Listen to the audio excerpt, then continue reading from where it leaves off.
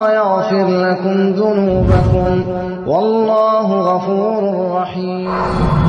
اہل الحدیث کوئی گروہ اور پارٹی نہیں ہے، یہ صحیح اسلام کا دوسرا نام۔ ہم عبادت صرف اللہ کی کرتے ہیں اور ہر کسی کو اللہ کی عبادت کی طرف بلاتے ہیں۔ عبادت کا طریقہ محمد الرسول اللہ صلی اللہ علیہ وسلم سے لیتے ہیں اور ہر کسی کو پیارے نبی صلی اللہ علیہ وسلم کی اتباع کا درس دیتے ہیں۔ کوئی ہستی نہ ملائکہ میں سے، نہ انبیاء میں سے، نہ اولیاء میں سے، نہ بزرگوں میں سے، نہ نیکوں میں سے، نہ بڑوں میں سے کوئی ہستی ہی ایسی نہیں جس کو وہ حق دیا جائے جو حق میرے اللہ کا ہے، عبادت کا۔ جتنی اللہ نے طاقت دی اس کے مطابق آواز بلند کرتے ہیں اور کرتے رہیں گے، اور اللہ سے دعا ہے اللہ زندگی کے آخری لمحات تک ہم تیری توحید کا آوازہ لگاتے ہیں۔ بھائی ان کے مذہب کے مطابق جو شخص یہ کہے کہ محمد صلی اللہ علیہ وسلم نور من نور اللہ نہیں، بشر انسان اولاد آدم میں سے ہے، یہ گستاخ رسول واجب القتل ہے۔ بسم اللہ الرحمن الرحیم۔ نحمده ونستعينه ونستغفره ونعوذ بالله من شرور أنفسنا ومن سيئات أعمالنا، من يهده الله فلا مضل له ومن يضلل فلا هادي له، أشهد أن لا إله إلا الله وحده لا شريك له وأشهد أن محمدا عبده ورسوله، أما بعد فإن خير الحديث كتاب الله وخير الهدي هدي محمد صلى الله عليه وسلم وشر الأمور محدثاتها وكل محدثة بدعة وكل بدعة ضلالة وكل ضلالة في النار۔ أعوذ بالله من الشيطان الرجيم، بسم الله الرحمن الرحيم۔ قل هو الله أحد الله الصمد لم يلد ولم يولد ولم يكن له كفوا أحد۔ سائل کہتا ہے کہ کسی ایک مسئلے میں دو طرح کی احادیث ہوں تو ہم کس پہ عمل کریں گے؟ آخری حدیث پہ عمل ہوگا یا پہلی والی پہ عمل ہوگا؟ کسی مسئلے میں اگر دو روایات ہیں تو سب سے پہلے تو اس کی صحت کو دیکھا جائے گا، صحیح روایت پہ عمل ہوگا، اور اگر اس کی مخالف روایت کی صحت کے درجے تک نہیں پہنچتی تو اس پہ عمل نہیں ہوگا۔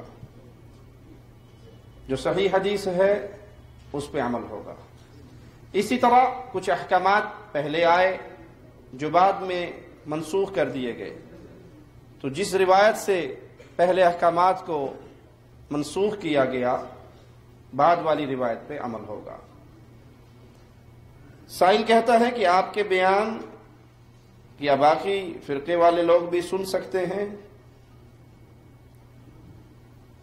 اگر ہم کسی فرقے کے داعی ہیں تو پھر تو وہی گروہ ہمیں سنے جس گروہ کے ہم داعی ہیں۔ حقیقت یہ ہے کہ اہل الحدیث کوئی فرقہ نہیں ہے، اہل الحدیث کوئی گروہ اور پارٹی نہیں ہے، یہ صحیح اسلام کا دوسرا نام ہے۔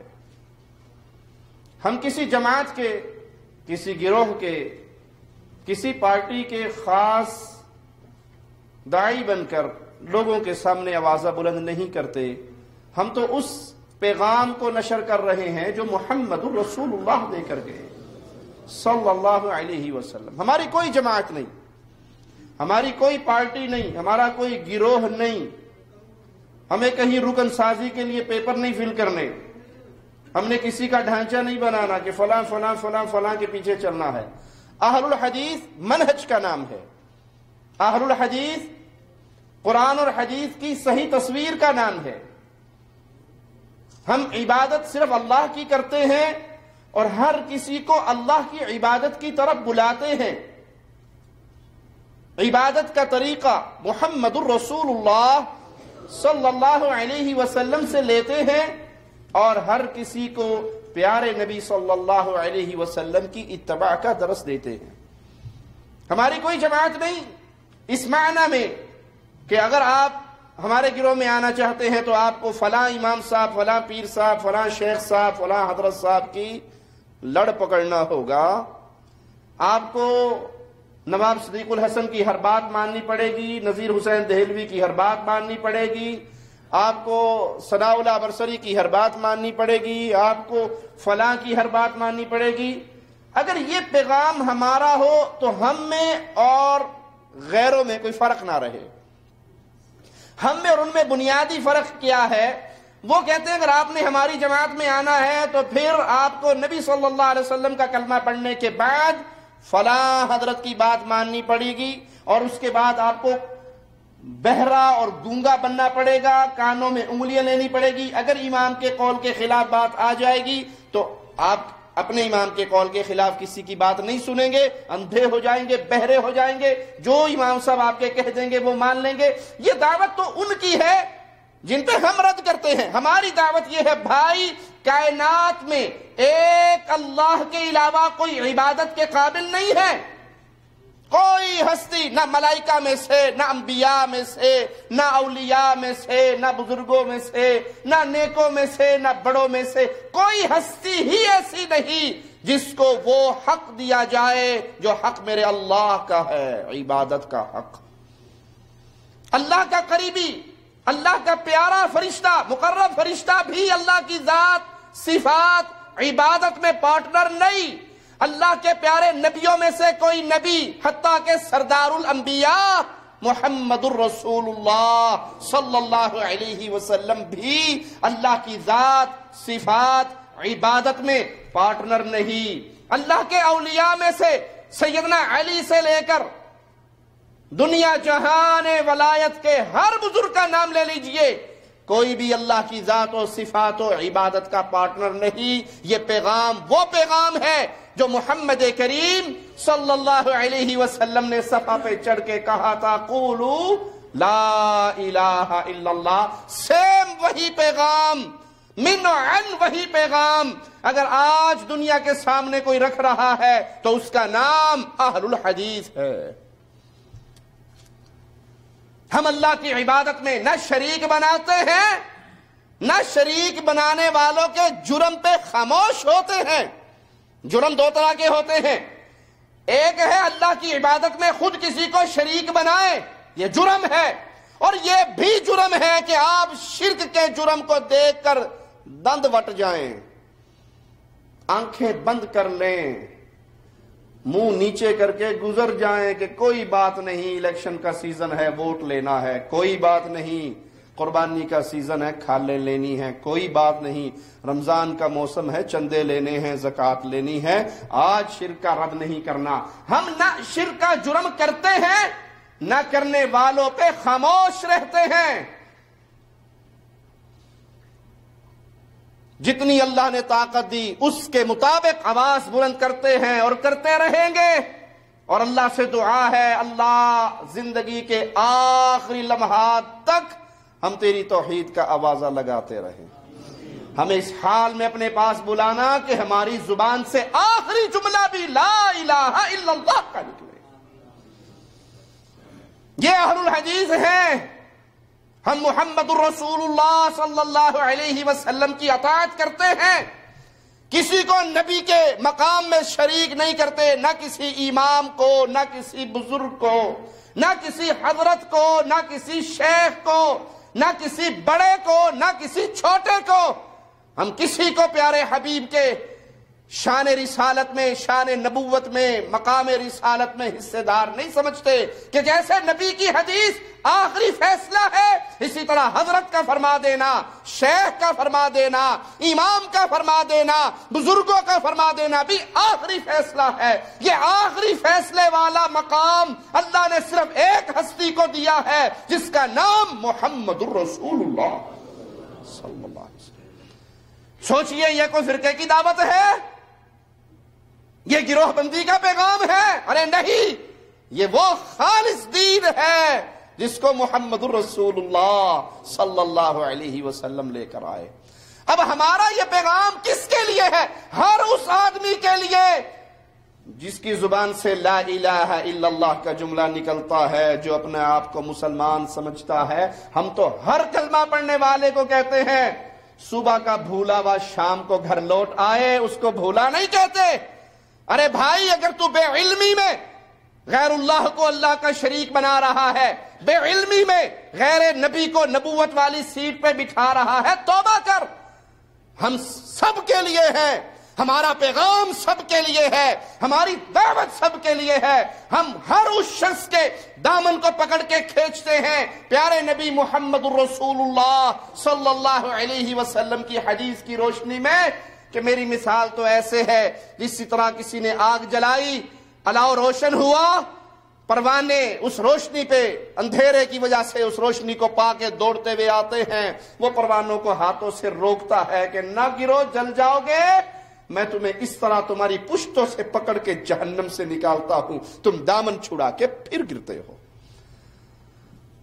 ہماری کوئی پارٹی، ہمارا کوئی گروہ کہ ہم نے اپنے الہ بنائے ہوں، ہم نے اپنے بزرگ بنائے ہوں، ہم نے اپنے آئمہ کو ایسی شان دی ہو کہ جو بزرگوں کی زبان سے نکل آئے بس پتھر پہ لکیر ہو گئی، تو ہم بھی گروہ ہوں، ہم بھی پارٹی ہو، ہم بھی فرقہ ہو، ہم بھی گمراہ جماعت والے ہوں۔ ہمارا پیغام انتہائی سادہ ہے، دین کو وہاں سے لو، جیسے امام احمد ابن حنبل رحمہ اللہ فرما کر گئے، دین کو وہاں سے لینا جہاں سے ہم نے لیا۔ صحابہ نے دین کہاں سے لیا؟ محمد الرسول اللہ صلی اللہ علیہ وسلم کی مبارک زبان سے۔ قرآن حکیم بھی پیارے نبی کی زبان سے ادا ہوا، حدیث مصطفیٰ بھی مصطفیٰ کی میٹھی زبان سے ادا ہوئی۔ یہ دو ایسی چیزیں ہیں جس میں کوئی شک نہیں ہے۔ ایسے ماحول میں جہاں ہمارے پڑوس میں ہندو نان مسلم رہتے ہوں چاروں طرف، اور اسلام میں پڑوسی کا خیال رکھا گیا، ہم ان کے خوشی و غمی میں شریک ہو سکتے ہیں، کفار کی عیدوں میں شریک نہیں ہو سکتے، جو ان کے مذہبی تہوار ہیں اس میں آپ شریک نہیں ہو سکتے، اسلام اس کی اجازت نہیں دیتا۔ جو ان کے مذہبی تہوار ہیں، کرسمس کا ڈے آ گیا، دیوالی آ گئی، ہولی آ گئی، کوئی اور رسم آ گئی، اب اس میں آپ شریک نہیں ہوں گے، کیونکہ اس تہوار کے بیک گراؤنڈ پہ ان کا پورا عقیدہ ہے۔ آپ کسی کو ہیپی کرسمس کہہ رہے ہیں تو اس کا معنی ہے کہ آپ تسلیم کر رہے ہیں نعوذ باللہ ثم نعوذ باللہ کہ عیسیٰ اللہ کے بیٹے ہیں۔ تو کفار کے مذہبی پروگراموں میں شریک نہیں ہونا۔ ہاں، انسانی ناطے سے، انسانی رشتے سے پڑوسی ہے، بیمار ہے، اس کے مکمل دوائی کا اہتمام کریں، ان کے گھر میں کوئی غم ہے، کوئی بھوک ہے، کوئی پریشانی ہے، تو آپ ان کی مدد کریں۔ دل میں نیت کیا ہو کہ اس ذریعے سے ہم اسلام کا میٹھا پیغام ان کے گھر تک داخل کریں گے، توحید کا پیغام پہنچانے کے لیے ان کے ساتھ اچھا سلوک کریں، ان کے ساتھ پیارا سلوک کریں۔ نبی صلی اللہ علیہ وسلم کی حدیث آپ نے بارہا سنی، ایک یہودی بچے کی بیماری کی خبر ملی تو آپ اس کے گھر پہنچ گئے، اس کے چہرے پر موت کے آثار دیکھ کر آپ نے کہا قل لا الہ الا اللہ، بیٹا آواز لگا دے ایک بار۔ اس نے اپنے باپ کو دیکھا، آپ صلی اللہ علیہ وسلم نے اس سے کہا یا غلام قل لا الہ الا اللہ، لڑکے ایک بار کہہ دے لا الہ الا اللہ۔ اس نے اپنے باپ کو دیکھا، باپ نے کہا کہہ دے جو ابو القاسم نے کہا ہے۔ اس نے کہا اشہد ان لا الہ الا اللہ۔ آپ صلی اللہ علیہ وسلم باہر نکلتے ہیں، چہرہ پھول کی طرح کھلا ہوا ہے، فرماتے ہیں اللہ کا شکر ہے ایک جان اور جہنم سے اللہ نے میرے ذریعے بچا دی۔ لا الہ الا اللہ محمد الرسول اللہ کا اقرار کیا اس یہودی بچے نے، آخری ہچکی آئی، موت کی وادی میں چلا گیا، لیکن آخری لمحات میں اللہ کی عبادت، اللہ کی الوہیت، مصطفیٰ کی رسالت کو مان کر مرنے والا سیدھا جنت میں گیا۔ تو پڑوسیوں کے ساتھ انتہائی اچھے سلوک کے جو احکامات ہیں، پڑوسی مسلم ہو یا نان مسلم، اور اگر نان مسلم ہے تو آپ کی ذمہ داری زیادہ ہے، کیونکہ اسلام جتنا اخلاق سے پھیلتا ہے زبردستی سے نہیں پھیلا۔ تو اپنے سلوک کو، اپنے معاملات کو بہت بہتر بنائیے ان کے لیے، کیوں؟ کہیں آپ کی کوئی چھوٹی سی مسٹیک اسلام کے چہرے کو خراب نہ کرتے۔ بعض دفعہ کچھ ایسے مشغول ہو جاتے ہیں کہ ظہر اور عصر ایک ساتھ پڑھ سکتے ہیں، ظہر اور عصر ایک ساتھ پڑھنے میں کچھ مسائل ہیں. بارش کا مسئلہ ہے، بارش ہو تو ظہر اور عصر اکٹھی کی جا سکتی ہے. سفر میں ہے اکٹھی ہو سکتی ہے. میدان جہاد میں ہے اکٹھی ہو سکتی ہے. لیکن ڈیوٹی پہ ہیں پھر بھی اکٹھی ہو جائے گی. اور ابھی تو بخار چڑھا ہوا ہے کئی لوگوں کو T20 ورلڈ کپ کا. میرے خیال میچ کے وقت بھی اکٹھی ہو جائے گی. کتنے ہی مشغول ہو، آقا بمعنی مالک اللہ ہے. جب اللہ کی طرف سے آواز آ گئی حی علی الصلاح حی علی الفلاح، آپ دکان پہ مشغول ہیں کہ 4 پیسے مل جائیں، اور اللہ کہہ رہا ہے حی علی الفلاح، تو پیسوں کو لے کے فلاح نہیں پا سکے گا، میرے سامنے سر جھکا دے تجھے دنیا آخرت کی فلاح مل جائے گی. تو دنیا کا کوئی کام اتنا اہم نہیں جتنا اہم اللہ کا حکم آنے کے بعد مسجد میں حاضر ہونا ہے. نبی نے صحابی کو بھی اجازت نہیں ملی کہ وہ اپنے گھر میں نماز پڑھ لے، اور ہم کو جا کسی مشغولیت میں، ٹیلی فون میں، واٹس ایپ پہ، فیس بک پہ کرکٹ میچ دیکھتے ہوئے، کہیں اور گپ شپ لگاتے ہوئے، کہیں اور ڈیوٹی کرتے ہوئے. سب سے بڑی ڈیوٹی تو ہماری کیا ہے؟ وَمَا خَلَقْتُ الْجِنَّ وَالْإِنسَ إِلَّا لِيَعْبُدُونَ. ہم تو پیدا ہی اللہ کی عبادت کے لیے ہوئے ہیں، اس سے بڑی ڈیوٹی تو کوئی نہیں. اور جو جس ڈیوٹی کی وجہ سے آپ نماز چھوڑ رہے ہو، اس کے اینڈ پر تو آپ کو 2000 ریال مل جائیں گے، 1000 پاؤنڈ مل جائیں گے، 1000 ڈالر مل جائیں گے. آپ کی ایک ڈیوٹی جس کی وجہ سے اللہ نے آپ کو پیدا کیا ہے وہ اللہ کی بندگی ہے. اگر وہی ڈیوٹی چھوٹ گئی تو کیا ہاتھ آئے؟ مولا کا معنی کیا ہے؟ آپ نے سیدنا علی کو مولا کہا. مولا کے کئی معنی ہیں. غلام کو بھی مولا کہا جاتا ہے عربی زبان میں. مولا بمعنی مالک بھی ہے. اللہ مولانا، اللہ مولانا، اللہ ہمارا مولا ہے. جس کے لیے بولا جائے گا اس کے لحاظ سے اس کا معنی بنے گا. اللہ ہمارا مولا ہے، کیا معنی؟ اللہ ہمارا مالک ہے. اور صحیح حدیث میں ہے، پیارے نبی صلی اللہ علیہ وسلم نے فرمایا من کنت مولا، میں جس کا مولا ہوں، تو یہ علی بھی اس کا مولا ہے. یہاں مولا سے معنی دوست ہے، محبوب ہے، کہ جو مجھ سے دوستی رکھتا ہے، جو مجھ سے محبت کرتا ہے، اس پہ لازم ہے اس کی محبت تبھی پوری ہوگی جب وہ سیدنا مولا علی سے محبت کرے گا. تو جب مولا علی کے لیے استعمال ہو، مولا رسول اللہ صلی اللہ علیہ وسلم کے لیے استعمال ہو، سیدنا زید کے لیے استعمال ہو، یا اور بھی کئی صحابہ کے لیے آپ نے یہ الفاظ بولے، تو وہاں بمعنی محبت شریک ہوگا کہ یہ محبت کے لیے، یہ پیار کے لیے، یہ دوستی کے لیے، یہ ادب و احترام کے لیے بولا گیا ہے. یہاں بمعنی مالک نہیں استعمال ہوگا. سائل کہتا ہے ممتاز قادری صاحب نے جو عمل کیا ان کا یہ عمل کیسا ہے؟ اسلام میں گستاخ رسول کی کیا سزا ہے؟ گستاخ رسول اسلام میں واجب القتل ہے. جو نبی صلی اللہ علیہ وسلم کی توہین کرے وہ واجب القتل ہے. اس میں کوئی شک نہیں، اس میں کوئی دو رائے نہیں. یہ متفقہ فیصلہ ہے اہل ایمان کا. اس میں کوئی اختلاف نہیں ہے کہ کوئی شخص پیارے نبی محمد الرسول اللہ صلی اللہ علیہ وسلم کی شان میں گستاخی کرتا ہے تو اس کو دھرتی پہ جینے کا حق نہیں ہے. دھرتی اسے قبول نہیں کرتی. کسی اور کا تو کیا کہنا. ایک شخص نصرانی تھا، مسلمان ہو گیا اور کاتب بن گیا، لکھا کرتا تھا نبی صلی اللہ علیہ وسلم کے لیے. پھر مرتد ہو گیا اور دوبارہ اس نے نصرانیت کو قبول کر لیا. مر گیا، اس کو زمین میں دفن کیا گیا. اگلے دن وہ لوگ آئے تو کیا دیکھتے ہیں کہ اس کی لاش باہر پڑی ہے. تو کہنے لگے کہ یہ محمد صلی اللہ علیہ وسلم فداہ ابی و امی آپ کے ساتھیوں کا کام ہے. تو گڑا زیادہ گہرا کھود کے اسے پھر دفن کر دیا. دفن کر کے چلے گئے، زمین نے اس کو پھر باہر پٹک دیا. اگلے دن آ کر دیکھا تو ان کے ساتھی کی لاش پھر باہر پڑی. کہنے لگے لگتا ہے کہ آج رات پھر وہ آئے اور دوبارہ ہمارے ساتھی کی لاش کو نکال کے باہر پھینک کے چلے گئے. انہوں نے مزید گہرا، جتنا وہ گہرا کر سکتے تھے اتنا گڑا کھودا اور اس مرتد کو، گستاخ رسول کو، جو واپس جا کے کہا کرتا تھا کہ نعوذ باللہ ثم نعوذ باللہ، محمد صلی اللہ علیہ وسلم کو کچھ نہیں آتا جاتا، بھئی میں نے جو 4 لفظ لکھ کے دیے ہیں نا بس وہی اس کو یاد ہے، وہی لوگوں کو سناتا رہتا ہے اور کچھ نہیں جانتا، وہ پیارے حبیب کی توہین کیا کرتا تھا۔ تو انہوں نے تیسرے دن دوسری بار اس کو مزید گہرا گڑھا کھود کے دفنا دیا کہ اب کوئی انسان اس کو یہاں سے اتنی آسانی سے نہیں نکال سکے گا۔ جب واپس آئے تو زمین نے اس کی لاش کو باہر پھینک دیا تھا، وہ باہر پڑا تھا۔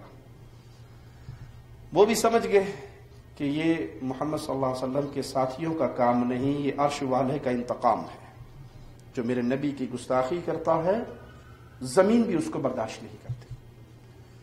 پیارے نبی کی عزت اتنی عظیم ہے، اتنی عظیم ہے، رب کے جانور بھی محمد کریم کے لیے انتقام لیا کرتے ہیں صلی اللہ علیہ وسلم۔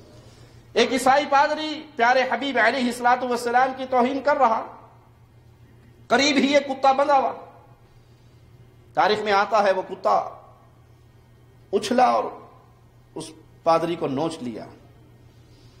لوگوں نے چھڑایا اور کسی نے کہا کہ تو نے محمد صلی اللہ علیہ وسلم کی توہین کی ہے، اس لیے رب کا یہ کتا تیرے اوپر بھونکا ہے، اس نے حملہ کیا۔ کہا نہیں ایسی بات نہیں ہے، بس میں اشارہ باتیں کر رہا تھا نا، تو میرا اشارہ اس کتے کی طرف ہوا تو یہ کتا تیش میں آگے ڈر گیا کہیں مجھ پہ نہ حملہ ہو رہا ہو، اس نے جوابی حملہ کر دیا اور وہ پھر نبی کریم صلی اللہ علیہ وسلم کی توہین میں لگا رہا۔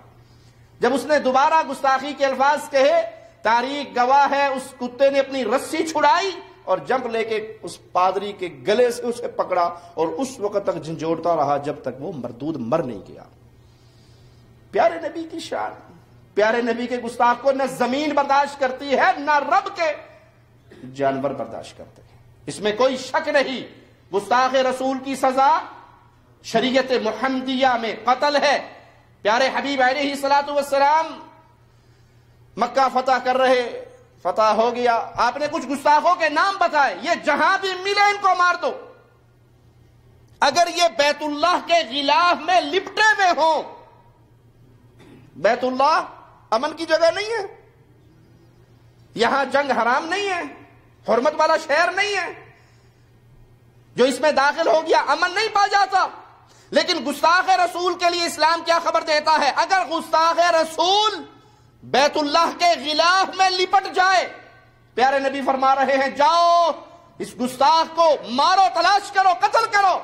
صحابہ نے کہا وہ تو بیت اللہ کے غلاف سے لپٹا ہوا، آپ نے کہا اگر وہاں پر پاتے ہو تو وہیں پر مار دو، اس کے لیے معافی نہیں ہے۔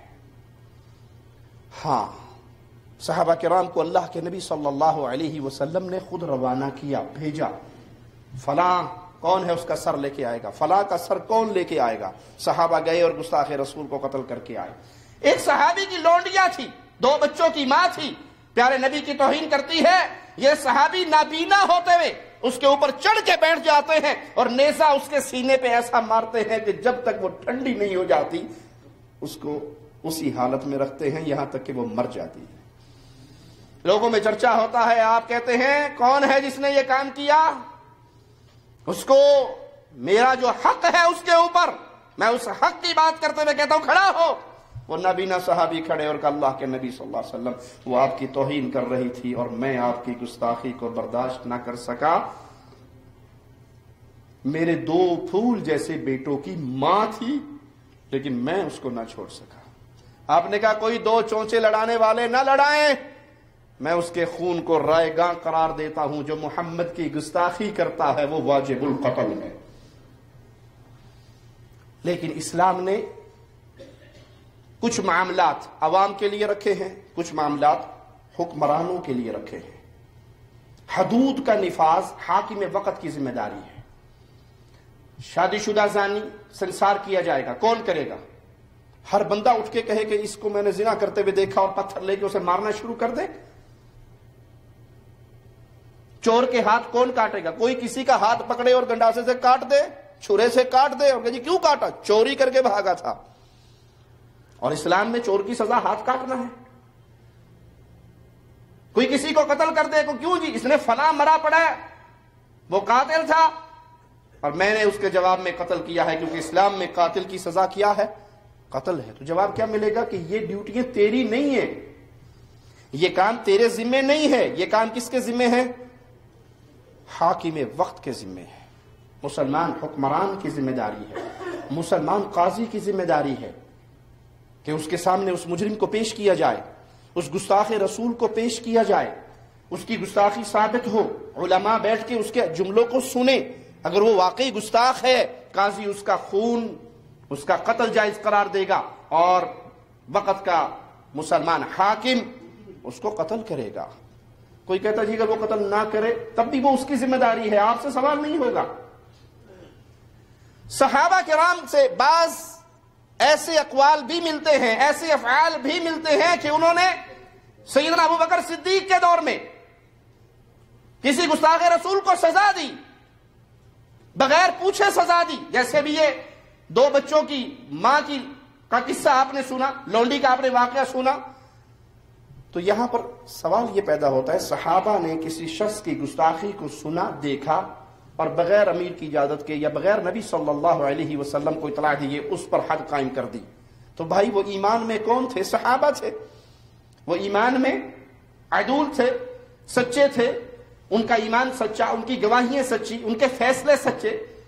آج کے دور میں اگر یہ دروازہ آپ کھول دو گے کہ ہر بندہ اٹھے اور گستاخ رسول کو قتل کر دے، تو یہاں تو گستاخ رسول کا جملہ اپنے ذاتی مفادات کے لیے استعمال ہوتا ہے۔ کسی نے کسی سے ادھار لینا، اس طرح کے آپ نے اپنے ملکوں میں درجنوں واقعات دیکھے ہوں گے، کسی نے کسی سے ادھار پیسے لینے، وہ نہیں دے رہا، کیا کرتے ہیں؟ قرآن پاک کی چند اوراق کو جلا کر آتے ہیں اور اس کے گھر کے اوپر رکھ کے لوگوں کے اندر شور کر دیتا ہے، یہ توہین رسالت کر رہا ہے، گستاخ رسول ہے، اس نے قرآن پاک کو جلایا ہے، اور پورا گاؤں باہر نکلتا ہے اور انہیں مار مار کے ہلاک کر دیتا ہے۔ ایسے واقعات نہیں ہوئے؟ کیا سیالکوٹ کے وہ 2 حافظ بچوں کی بات بھول گئی جن کی لڑائی کسی بات پہ ہوئی اور ان کو رنگ کوئی اور پہنا کر گھسیٹ گھسیٹ کے مار دیا گیا؟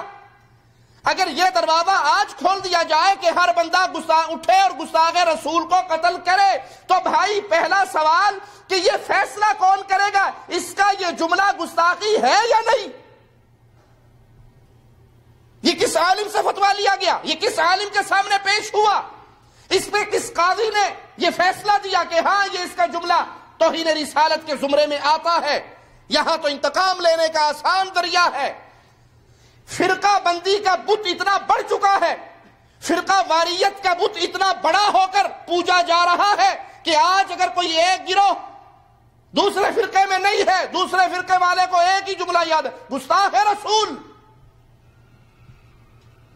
میری بات آپ سمجھے جس بات میں کہہ رہا ہوں، اللہ کی فضل سے، اللہ کی توفیق سے، اللہ کی رحمت سے، میں تو انتہائی گناہگار انسان ہوں، اللہ کی رحمت سے، اللہ کے فضل سے دلائل رکھتا ہوں، اور دلائل کی بنیاد پہ جو بات کہتا ہوں اس کے پیچھے ثبوت ہوتے ہیں۔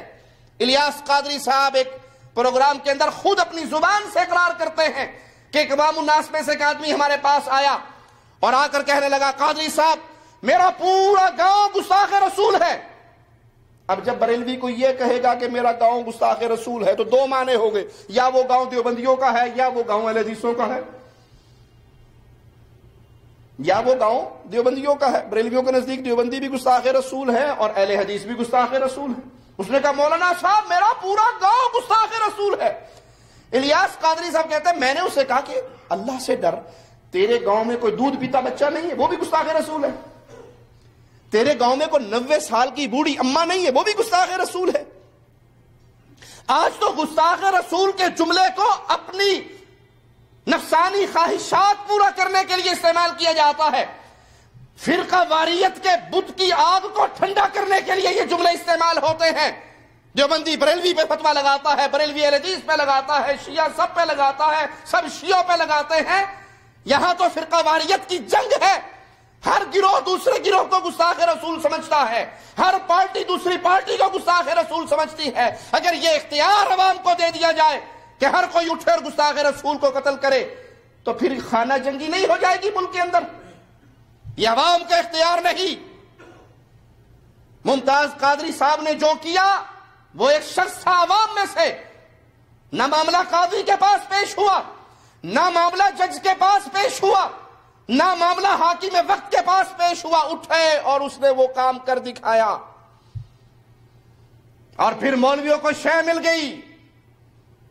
کوکب نورانی قادری صاحب کی پارٹی کا ایک مولوی، وہ اہل حدیث اور دیوبندیوں دونوں کو دھمکی دیتے ہوئے کہتا ہے کہ قادری کے جنازے میں وہ بھی آئے تھے جو خود گستاخ رسول ہیں، اور دوسرے بھی آ گئے جو خود گستاخیاں کرتے ہیں، وہ بھی پہنچ گئے ٹھیکیدار بن کے۔ سن لیں، وہ ان کو بھی کان ہو جانے چاہیے۔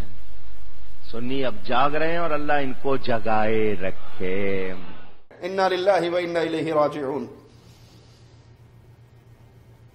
قادری کے جنازے میں وہ بھی آئے جو خود گستاخ رسول ہیں، کئی اہل حدیث مولوی بھی گئے، اللہ ان کو ہدایت دے، اور کئی دیوبندی مولوی بھی گئے۔ اب اس نے کہا کہ خیال رکھنا جنازے میں آنے سے کچھ نہیں ہوتا، سنی قوم جاگ گئی، تمہاری باری بھی آنے والی ہے۔ کیا معنی؟ یہ دھمکیاں نہیں ہیں کہ اب سنی قوم جاگ گئی ہے، ہر گھر سے ممتاز قادری نکلے گا اور ہر گستاخ رسول کو مار دے گا۔ بھائی ان کے مذہب کے مطابق جو شخص یہ کہے کہ محمد صلی اللہ علیہ وسلم نور من نور اللہ نہیں، بشر انسان اولاد آدم میں سے ہے، یہ گستاخ رسول واجب القتل ہے۔ اگر یہ اختیار عوام الناس کو مل جائے کہ فتوے لگاؤ، مولویوں سے فتوے لو اور فائرنگ شروع کر دو، تو ان کے مذہب کی بنیاد رکھنے والوں نے اہل توحید کو صرف گستاخ رسول نہیں کہا، اہل توحید کی مساجد کے بارے میں کیا کہا مجھ سے سنو۔ احمد رضا خان بریلوی، ملفوظات احمد رضا میں ان سے سوال ہوتا ہے کہ وہابیوں کی مسجد کے بارے میں آپ کا کیا خیال ہے؟ جواب میں خان صاحب فرماتے ہیں کافروں کے گھر کی مانند ہے، مثل بیت کفار کے ہے وہابیوں کی مسجد، وہابیوں کی مسجد کفار کے گھر کی مانند ہے۔ یہ ابھی 1 مہینہ پہلے بلوچستان میں اللہ ہمارے شیخ ابو تراب امیر مرکزی جمعیت اہل حدیث، سینئر نائب امیر ہیں مرکزی جمعیت اہل حدیث پاکستان کے، ان پہ رحمت فرمائے، وہ مسجد بنا رہے بلوچستان میں، اور اسی طرح کے فتوے قادری صاحب کی کتابوں سے پڑھ کر، اپنے مولویوں سے سن کر، پنج پیریوں سے سن کر لوگ آئے اور آ کے ان کی مسجد پہ بارود فٹ کر کے دھماکے سے اڑا دی۔ یہ مانسیرا کے قریب ہمارے شیخ عمر خطاب حفظہ اللہ، جنہوں نے اپنی جیب سے، اپنی ذاتی پیسے سے مسجد بنائی، مانسیرا کے قریب ایک گاؤں میں مولویوں کے فتوے سن کے لوگ آئے، مسجد کو جلا کے راکھ کر دیا۔ یہ حیدرآباد کے قریب منا بھائی ہمارے اس درس میں آتے ہیں اکثر، اور اللہ کی رحمت سے اس درس میں آنے کے بعد ان کے دل میں شوق پیدا ہوا۔ میں نے درخواست دی کہ اپنے علاقے میں مسجد بنائیے، اللہ کا گھر بنائیے۔ انہوں نے مجھے وہ تصویریں اور ویڈیو لا کے دکھائی کہ شیخ آپ کے کہنے پہ الحمدللہ میں نے اپنی ذاتی زمین پہ کسی سے 1 ریال 1 روپیہ چندہ نہیں لیا، اپنی جیب کے پیسے سے مسجد بنائی، اور اہل بدعت اور اہل شرک کھڑے ہوئے اور مسجد کو آگ لگا دی۔ یہ مانسیرا کی مسجد میں قرآن شہید ہوئے، یہ بلوچستان کی مسجد جو اللہ کا گھر بن رہا تھا، انہی مولویوں کے فتووں سے اس کو جلایا گیا، دھماکوں سے اڑایا گیا۔ یہ فتنہ نہیں ہے کہ آپ جس کو مرضی اختیار دے دیں۔ ان سے کہا گیا احمد رضا خان بریلوی صاحب سے کہ اچھا ٹھیک ہے، وہابیوں کی مسجد تو کافروں کے گھر کی طرح ہے، اس مسجد میں اگر اذان ہو، کہا نہ مسجد کا کوئی احترام ہے نہ اذان کا کوئی احترام ہے، ہاں جب اذان میں تو محمد صلی اللہ علیہ وسلم پیارے حبیب کا نام سنو، اشہد ان محمد رسول، اس وقت صلی اللہ علیہ وسلم کہہ دیا کرو، وگرنہ نہ ان کی مسجد نہ ان کا۔ جب یہ فتویٰ عوام پڑھے گی، مدنی چینل پہ سنے گی، سبز طوطوں سے، سبز پگڑی والے باپوں سے سنے گی، تو نتیجہ کیا نکلے گا؟ ہر بندہ دوسرے پہ بندوق نہیں تان لے گا، تو پاک وطن کا کیا بنے گا؟ یہی جنگ جاری رہے گی، وہ گستاخ، کوئی قانون نہیں ہے۔ اسلام اس طرح کی تبلیغ نہیں کرتا، اس طرح کا پیغام نہیں دیتا۔ حدود کا نفاذ مسلمان حاکم کے ہاتھ میں ہے، لیکن آج تو مولویوں نے ممتاز قادری کے اس فعل کو سامنے رکھ کے اہل توحید کو دھمکی دینی شروع کر دی کہ ہمارے سنی جاگ گئے، بس اب باری ہے تم سب کی۔ تو یہ فتنے کا دروازہ ہے، اس میں کوئی شک نہیں، کوئی ہماری گفتگو کو اور رنگ نہ دے۔ گستاخ رسول کی سزا شریعت محمدیہ میں قتل ہے، کوئی دو رائے نہیں، فائنل بات ہے، اس کو دھرتی پہ جینے کا حق نہیں رہتا۔ لیکن یہ فیصلہ کون کرے گا کہ اس کا یہ جملہ گستاخی ہے یا نہیں؟ یہ علماء فیصلہ کریں گے، یہ قاضی فیصلہ کرے گا، اور اس کا نفاذ عوام الناس کے ہاتھ میں نہیں ہوگا، اس کا نفاذ حاکم وقت کے ہاتھ میں ہوگا۔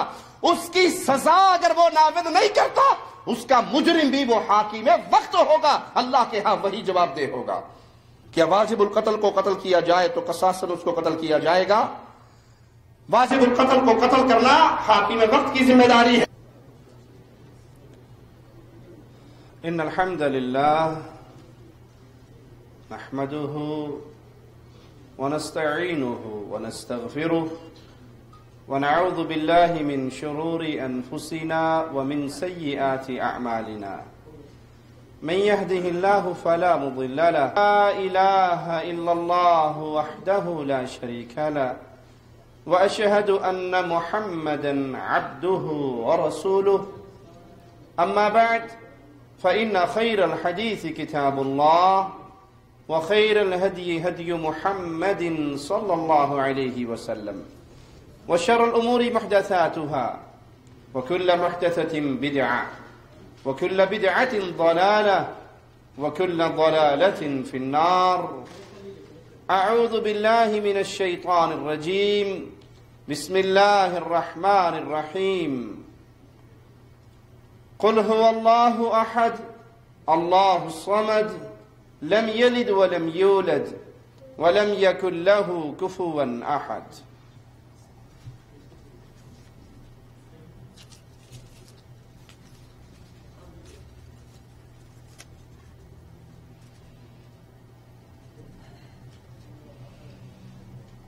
سائل کہتا ہے کہ کسی ایک مسئلے میں دو طرح کی احادیث ہوں تو ہم کس پہ عمل کریں گے؟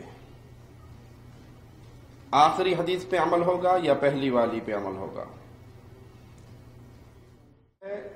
اس پہ عمل ہوگا۔ اسی طرح کچھ احکامات پہلے آئے جو بعد میں منسوخ کر دیے گئے، تو جس روایت سے پہلے احکامات کو منسوخ کیا گیا بعد والی روایت پہ عمل ہوگا۔ سائل کہتا ہے کہ آپ کے بیان یا باقی فرقے والے لوگ بھی سن سکتے ہیں؟ اگر ہم کسی فرقے کے داعی ہیں تو پھر تو وہی گروہ ہمیں سنے جس گروہ کے ہم داعی ہیں۔ حقیقت یہ ہے کہ اہل الحدیث کوئی فرقہ نہیں ہے، اہل الحدیث کوئی گروہ اور پارٹی نہیں ہے، یہ صحیح اسلام کا دوسرا نام ہے۔ ہم کسی جماعت کے، کسی گروہ کے، کسی پارٹی کے خاص داعی بن کر لوگوں کے سامنے آوازہ بلند نہیں کرتے، ہم تو اس پیغام کو نشر کر رہے ہیں جو محمد الرسول اللہ دے کر گئے صلی اللہ علیہ وسلم۔ ہماری کوئی جماعت نہیں، ہماری کوئی پارٹی نہیں، ہمارا کوئی گروہ نہیں، ہمیں کہیں رکن سازی کے لیے پیپر نہیں فل کرنے، ہم نے کسی کا ڈھانچہ نہیں بنانا کہ فلاں فلاں فلاں فلاں کے پیچھے چلنا ہے۔ اہل الحدیث منہج کا نام ہے، اہل الحدیث قرآن اور حدیث کی صحیح تصویر کا نام ہے۔ ہم عبادت صرف اللہ کی کرتے ہیں اور ہر کسی کو اللہ کی عبادت کی طرف بلاتے ہیں۔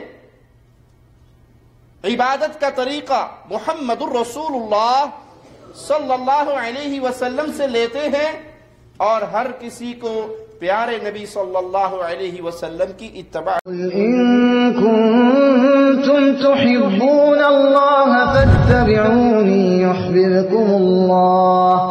يحببكم الله ويغفر لكم ذنوبكم والله غفور رحيم إن كنتم تحبون الله فاتبعوني يحببكم الله ويغفر لكم ذنوبكم والله غفور رحيم۔ اہل الحدیث کوئی گروہ اور پارٹی نہیں ہے، یہ صحیح اسلام کا دوسرا نام ہے۔ ہم عبادت صرف اللہ کی کرتے ہیں اور ہر کسی کو اللہ کی عبادت کی طرف بلاتے ہیں۔ عبادت کا طریقہ محمد الرسول اللہ صلی اللہ علیہ وسلم سے لیتے ہیں اور ہر کسی کو پیارے نبی صلی اللہ علیہ وسلم کی اتباع کا درس دیتے ہیں۔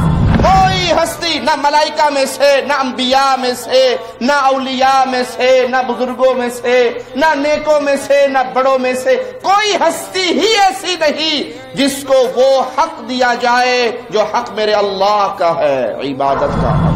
جتنی اللہ نے طاقت دی اس کے مطابق آواز بلند کرتے ہیں اور کرتے رہیں گے، اور اللہ سے دعا ہے اللہ زندگی کے آخری لمحات تک ہم تیری توحید کا آوازہ لگاتے ہیں۔ بھائی ان کے مذہب کے مطابق جو شخص یہ کہے کہ محمد صلی اللہ علیہ وسلم نور من نور اللہ نہیں، بشر انسان اولاد آدم میں سے ہے، یہ گستاخ رسول واجب القتل ہے۔ بسم اللہ الرحمن الرحیم نحمده ونستعینه ونستغفره ونعوذ بالله من شرور أنفسنا ومن سيئات أعمالنا من يهده الله فلا مضل له ومن يضلل فلا هادي له أشهد أن لا إله إلا الله وحده لا شريك له وأشهد أن محمدا عبده ورسوله أما بعد فإن خير الحديث كتاب الله وخير الهدي هدي محمد صلى الله عليه وسلم وشر الأمور محدثاتها وكل محدثة بدعة وكل بدعة ضلالة وكل ضلالة في النار أعوذ بالله من الشيطان الرجيم بسم الله الرحمن الرحيم قل هو الله أحد الله الصمد لم يلد ولم يولد ولم يكن له كفوا أحد۔ سائل کہتا ہے کہ کسی ایک مسئلے میں دو طرح کی احادیث ہوں تو ہم کس پہ عمل کریں گے؟ آخری حدیث پہ عمل ہوگا یا پہلی والی پہ عمل ہوگا؟ کسی مسئلے میں اگر دو روایات ہیں تو سب سے پہلے تو اس کی صحت کو دیکھا جائے گا، صحیح روایت پہ عمل ہوگا، اور اگر اس کی مخالف روایت کی صحت کے درجے تک نہیں پہنچتی تو اس پہ عمل نہیں ہوگا۔ جو صحیح حدیث ہے اس پہ عمل ہوگا۔ اسی طرح کچھ احکامات پہلے آئے جو بعد میں منسوخ کر دیے گئے، تو جس روایت سے پہلے احکامات کو منسوخ کیا گیا بعد والی روایت پہ عمل ہوگا۔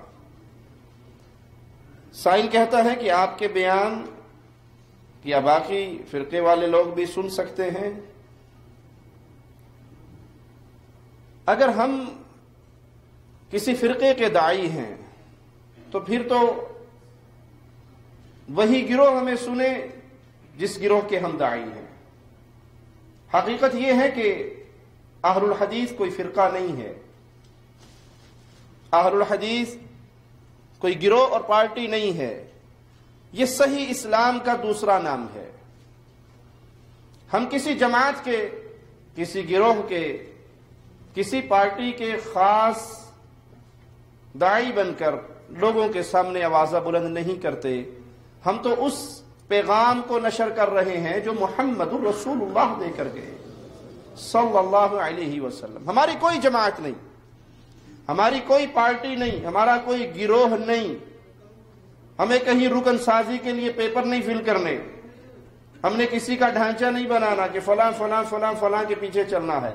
اہل الحدیث منہج کا نام ہے، اہل الحدیث قرآن اور حدیث کی صحیح تصویر کا نام ہے۔ ہم عبادت صرف اللہ کی کرتے ہیں اور ہر کسی کو اللہ کی عبادت کی طرف بلاتے ہیں۔ عبادت کا طریقہ محمد الرسول اللہ صلی اللہ علیہ وسلم سے لیتے ہیں اور ہر کسی کو پیارے نبی صلی اللہ علیہ وسلم کی اتباع کا درس دیتے ہیں۔ ہماری کوئی جماعت نہیں اس معنی میں کہ اگر آپ ہمارے گروہ میں آنا چاہتے ہیں تو آپ کو فلاں امام صاحب، فلاں پیر صاحب، فلاں شیخ صاحب، فلاں حضرت صاحب کی لڑ پکڑنا ہوگا، آپ کو نواب صدیق الحسن کی ہر بات ماننی پڑے گی، نذیر حسین دہلوی کی ہر بات ماننی پڑے گی، آپ کو ثناء اللہ برسری کی ہر بات ماننی پڑے گی، آپ کو فلاں کی ہر بات ماننی پڑے گی۔ اگر یہ پیغام ہمارا ہو تو ہم میں اور غیروں میں کوئی فرق نہ رہے۔ ہم میں اور ان میں بنیادی فرق کیا ہے؟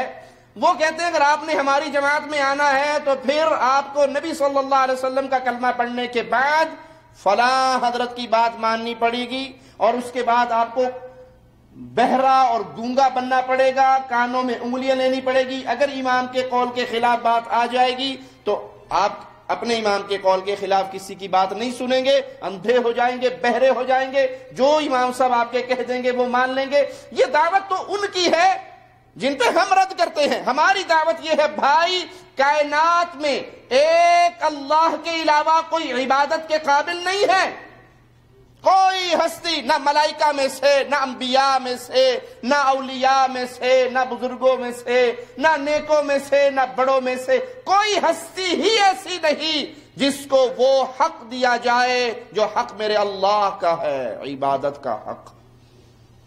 اللہ کا قریبی، اللہ کا پیارا فرشتہ، مقرب فرشتہ بھی اللہ کی ذات، صفات، عبادت میں پارٹنر نہیں۔ اللہ کے پیارے نبیوں میں سے کوئی نبی، حتیٰ کہ سردار الانبیاء محمد الرسول اللہ صلی اللہ علیہ وسلم بھی اللہ کی ذات، صفات، عبادت میں پارٹنر نہیں۔ اللہ کے اولیاء میں سے سیدنا علی سے لے کر دنیا جہان ولایت کے ہر بزرگ کا نام لے لیجئے، کوئی بھی اللہ کی ذات و صفات و عبادت کا پارٹنر نہیں۔ یہ پیغام وہ پیغام ہے جو محمد کریم صلی اللہ علیہ وسلم نے صفا پہ چڑھ کے کہا تھا، قولو لا الہ الا اللہ۔ سیم وہی پیغام، من عن وہی پیغام اگر آج دنیا کے سامنے کوئی رکھ رہا ہے تو اس کا نام اہل الحدیث ہے۔ ہم اللہ کی عبادت میں نہ شریک بناتے ہیں، نہ شریک بنانے والوں کے جرم پہ خاموش ہوتے ہیں۔ جرم دو طرح کے ہوتے ہیں، ایک ہے اللہ کی عبادت میں خود کسی کو شریک بنائیں، یہ جرم ہے، اور یہ بھی جرم ہے کہ آپ شرک کے جرم کو دیکھ کر دند وٹ جائیں، آنکھیں بند کر لیں، منہ نیچے کر کے گزر جائیں کہ کوئی بات نہیں، الیکشن کا سیزن ہے، ووٹ لینا ہے، کوئی بات نہیں، قربانی کا سیزن ہے، کھالیں لینی ہے، کوئی بات نہیں، رمضان کا موسم ہے، چندے لینے ہیں، زکوٰۃ لینی ہے، آج شرک کا رد نہیں کرنا۔ ہم نہ شرک کا جرم کرتے ہیں، نہ کرنے والوں پہ خاموش رہتے ہیں۔ جتنی اللہ نے طاقت دی اس کے مطابق آواز بلند کرتے ہیں اور کرتے رہیں گے، اور اللہ سے دعا ہے اللہ زندگی کے آخری لمحات تک ہم تیری توحید کا آوازہ لگاتے رہیں۔ ہمیں اس حال میں اپنے پاس بلانا کہ ہماری زبان سے آخری جملہ بھی لا الہ الا اللہ کا نکلے۔ یہ اہل الحدیث ہیں۔ ہم محمد الرسول اللہ صلی اللہ علیہ وسلم کی اطاعت کرتے ہیں، کسی کو نبی کے مقام میں شریک نہیں کرتے، نہ کسی امام کو، نہ کسی بزرگ کو، نہ کسی حضرت کو، نہ کسی شیخ کو، نہ کسی بڑے کو، نہ کسی چھوٹے کو۔ ہم کسی کو پیارے حبیب کے شان رسالت میں، شان نبوت میں، مقام رسالت میں حصے دار نہیں سمجھتے کہ جیسے نبی کی حدیث آخری فیصلہ ہے، اسی طرح حضرت کا فرما دینا، شیخ کا فرما دینا، امام کا فرما دینا، بزرگوں کا فرما دینا بھی آخری فیصلہ ہے۔ یہ آخری فیصلے والا مقام اللہ نے صرف ایک ہستی کو دیا ہے جس کا نام محمد الرسول اللہ صلی اللہ علیہ وسلم۔ سوچئے یہ کوئی فرقے کی دعوت ہے؟ یہ گروہ بندی کا پیغام ہے؟ ارے نہیں، یہ وہ خالص دین ہے جس کو محمد الرسول اللہ صلی اللہ علیہ وسلم لے کر آئے۔ اب ہمارا یہ پیغام کس کے لیے ہے؟ ہر اس آدمی کے لیے جس کی زبان سے لا الہ الا اللہ کا جملہ نکلتا ہے، جو اپنے آپ کو مسلمان سمجھتا ہے، ہم تو ہر کلمہ پڑھنے والے کو کہتے ہیں صبح کا بھولا ہوا شام کو گھر لوٹ آئے، اس کو بھولا نہیں کہتے۔ ارے بھائی، اگر تو بے علمی میں غیر اللہ کو اللہ کا شریک بنا رہا ہے، بے علمی میں غیر نبی کو نبوت والی سیٹ پہ بٹھا رہا ہے، توبہ کر۔ ہم سب کے لیے ہے، ہمارا پیغام سب کے لیے ہے، ہماری دعوت سب کے لیے ہے۔ ہم ہر اس شخص کے دامن کو پکڑ کے کھینچتے ہیں پیارے نبی محمد الرسول اللہ صلی اللہ علیہ وسلم کی حدیث کی روشنی میں، کہ میری مثال تو ایسے ہے جس طرح کسی نے آگ جلائی، الاؤ روشن ہوا، پروانے اس روشنی پہ اندھیرے کی وجہ سے اس روشنی کو پا کے دوڑتے ہوئے آتے ہیں، وہ پروانوں کو ہاتھوں سے روکتا ہے کہ نہ گرو، جل جاؤ گے، میں تمہیں اس طرح تمہاری پشتوں سے پکڑ کے جہنم سے نکالتا ہوں، تم دامن چھڑا کے پھر گرتے ہو۔ ہماری کوئی پارٹی، ہمارا کوئی گروہ کہ ہم نے اپنے الہ بنائے ہوں، ہم نے اپنے بزرگ بنائے ہوں، ہم نے اپنے آئمہ کو ایسی شان دی ہو کہ جو بزرگوں کی زبان سے نکل آئے بس پتھر پہ لکیر ہو گئی، تو ہم بھی گروہ ہوں، ہم بھی پارٹی ہو، ہم بھی فرقہ ہو، ہم بھی گمراہ جماعت والے ہوں۔ ہمارا پیغام انتہائی سادہ ہے، دین کو وہاں سے لو، جیسے امام احمد ابن حنبل رحمہ اللہ فرما کر گئے، دین کو وہاں سے لینا جہاں سے ہم نے لیا۔ صحابہ نے دین کہاں سے لیا؟ محمد الرسول اللہ صلی اللہ علیہ وسلم کی مبارک زبان سے۔ قرآن حکیم بھی پیارے نبی کی زبان سے ادا ہوا، حدیث مصطفیٰ بھی مصطفیٰ کی میٹھی زبان سے ادا ہوئی۔ یہ دو ایسی چیزیں ہیں جس میں کوئی شک نہیں ہے۔ ایسے ماحول میں جہاں ہمارے پڑوس میں ہندو نان مسلم رہتے ہوں چاروں طرف، اور اسلام میں پڑوسی کا خیال رکھا گیا، ہم ان کے خوشی و غمی میں شریک ہو سکتے ہیں، کفار کی عیدوں میں شریک نہیں ہو سکتے، جو ان کے مذہبی تہوار ہیں اس میں آپ شریک نہیں ہو سکتے، اسلام اس کی اجازت نہیں دیتا۔ جو ان کے مذہبی تہوار ہیں، کرسمس کا ڈے آ گیا، دیوالی آ گئی، ہولی آ گئی، کوئی اور رسم آ گئی، اب اس میں آپ شریک نہیں ہوں گے، کیونکہ اس تہوار کے بیک گراؤنڈ پہ ان کا پورا عقیدہ ہے۔ آپ کسی کو ہیپی کرسمس کہہ رہے ہیں تو اس کا معنی ہے کہ آپ تسلیم کر رہے ہیں نعوذ باللہ ثم نعوذ باللہ کہ عیسیٰ اللہ کے بیٹے ہیں۔ تو کفار کے مذہبی پروگراموں میں شریک نہیں ہونا۔ ہاں، انسانی ناطے سے، انسانی رشتے سے پڑوسی ہے، بیمار ہے، اس کے مکمل دوائی کا اہتمام کریں۔ ان کے گھر میں کوئی غم ہے، کوئی بھوک ہے، کوئی پریشانی ہے، تو آپ ان کی مدد کریں۔ دل میں نیت کیا ہو کہ اس ذریعے سے ہم اسلام کا میٹھا پیغام ان کے گھر تک داخل کریں گے،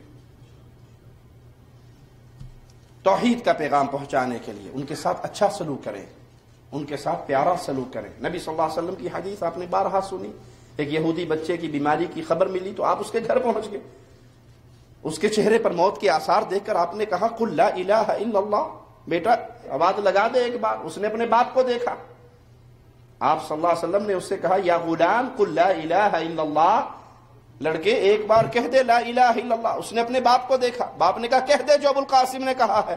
اس نے کہا اشہد ان لا الہ الا اللہ۔ آپ صلی اللہ علیہ وسلم باہر نکلتے ہیں، چہرہ پھول کی طرح کھلا ہوا ہے، فرماتے ہیں اللہ کا شکر ہے ایک جان اور جہنم سے اللہ نے میرے ذریعے بچا دی۔ لا الہ الا اللہ محمد الرسول اللہ کا اقرار کیا اس یہودی بچے نے، آخری ہچکی آئی، موت کی وادی میں چلا گیا، لیکن آخری لمحات میں اللہ کی عبادت، اللہ کی الوہیت، مصطفیٰ کی رسالت کو مان کر مرنے والا سیدھا جنت میں گیا۔ تو پڑوسیوں کے ساتھ انتہائی اچھے سلوک کے جو احکامات ہیں، پڑوسی مسلم ہو یا نان مسلم، اور اگر نان مسلم ہے تو آپ کی ذمہ داری زیادہ ہے، کیونکہ اسلام جتنا اخلاق سے پھیلتا ہے زبردستی سے نہیں پھیلا۔ تو اپنے سلوک کو، اپنے معاملات کو بہت بہتر بنائیے ان کے لیے۔ کیوں؟ کہیں آپ کی کوئی چھوٹی سی مسٹیک اسلام کے چہرے کو خراب نہ کرتے۔ بعض دفعہ کچھ ایسے مشغول ہو جاتے ہیں کہ ظہر اور عصر ایک ساتھ پڑھ سکتے ہیں۔ ظہر اور عصر ایک ساتھ پڑھنے میں کچھ مسائل ہیں، بارش کا مسئلہ ہے، بارش ہو تو ظہر اور عصر اکٹھی کی جا سکتی ہے، سفر میں ہے اکٹھی ہو سکتی ہیں، میدان جہاد میں ہیں اکٹھی ہو سکتی ہیں، لیکن ڈیوٹی پہ ہیں پھر بھی اکٹھی ہو جائے گی۔ اور ابھی تو بخار چڑھا ہوا ہے کئی لوگوں کو T20 ورلڈ کپ کا، میرے خیال میچ کے وقت بھی اکٹھی ہو جائے گی۔ کتنے ہی مشغول ہو، آقا بمعنی مالک اللہ ہے۔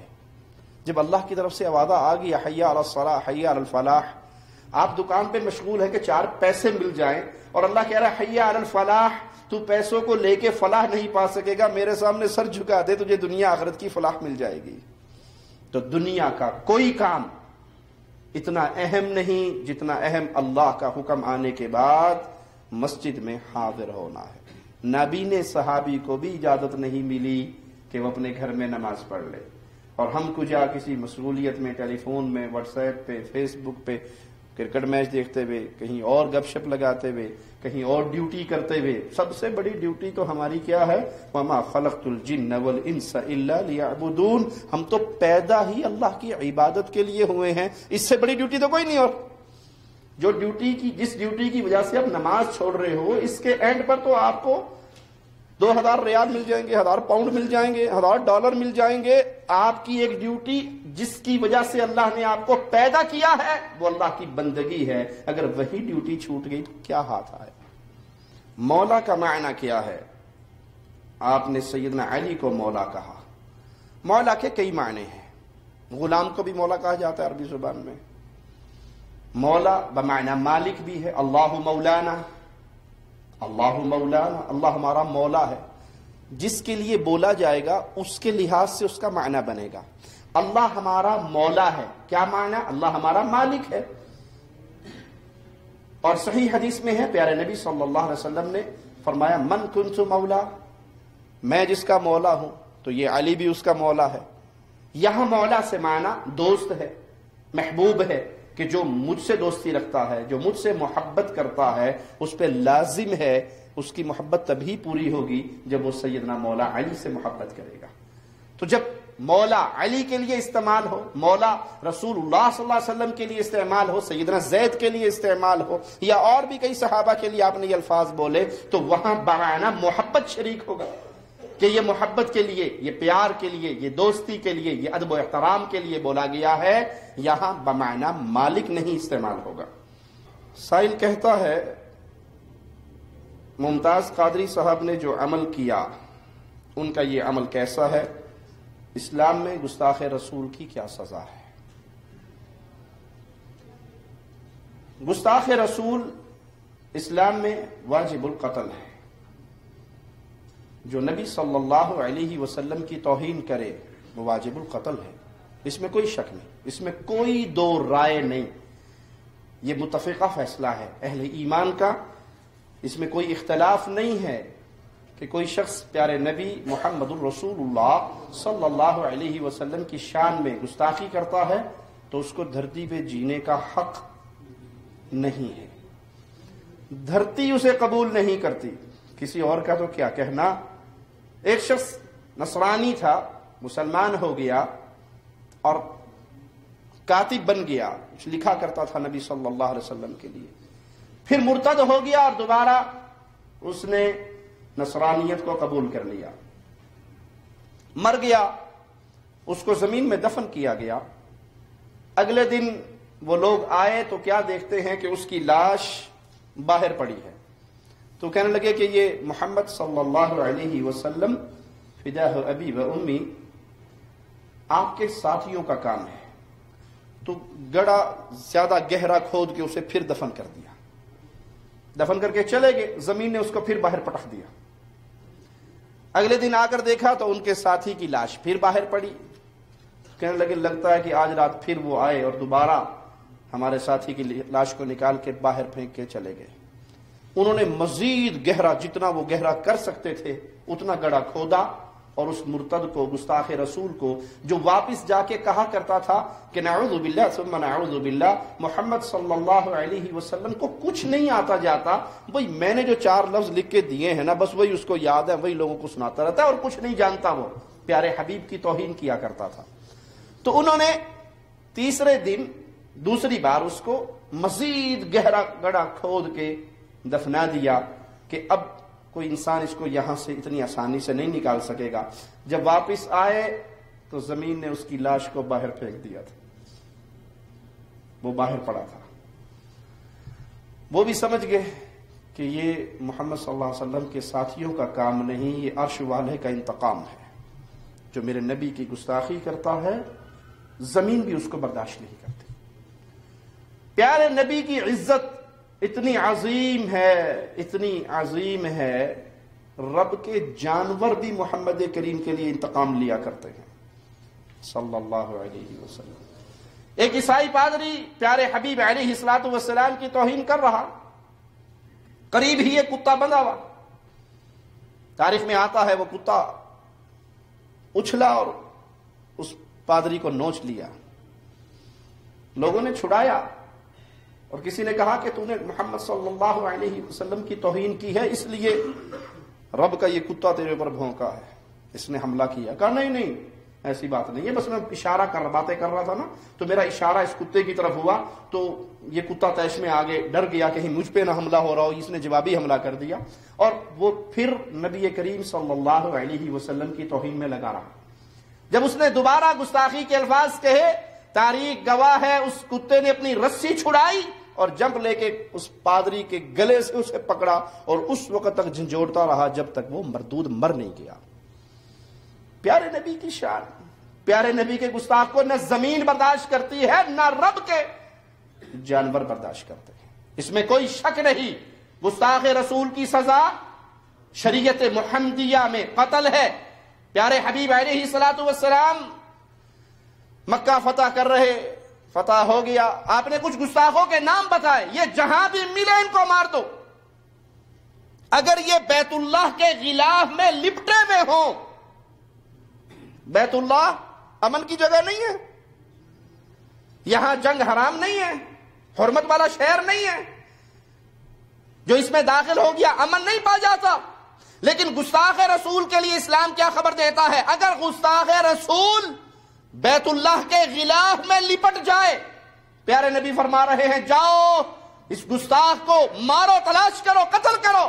صحابہ نے کہا وہ تو بیت اللہ کے غلاف سے لپٹا ہوا. آپ نے کہا اگر وہاں پر پاتے ہو تو وہیں پر مار دو، اس کے لیے معافی نہیں ہے.